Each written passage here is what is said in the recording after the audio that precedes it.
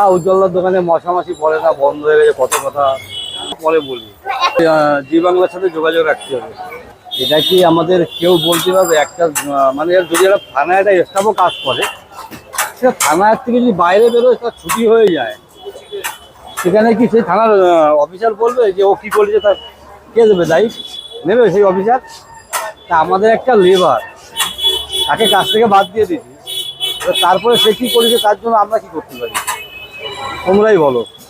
হ্যাঁ, উজ্জ্বলদার দোকানে মশামাছি পড়ে না, বন্ধ হয়ে গেছে, কত কথা বললে আর কি বলবো, আমাদের তো কিছু বলার নেই। না, সত্যি ভাবলে তাহলে আসে কি করে লোক, বলো? মানুষ তো আসছে, বিরিয়ানি তো আমাদের বিক্রি হয়ে যাচ্ছে। আবার নিউজ চ্যানেলও কালকে একটা নিউজ চ্যানেল এসেছিল, ওরাও ভিডিও করে গেল। ওদের ওদের চ্যানেল হয়তো মানুষ দেখতে পাবে।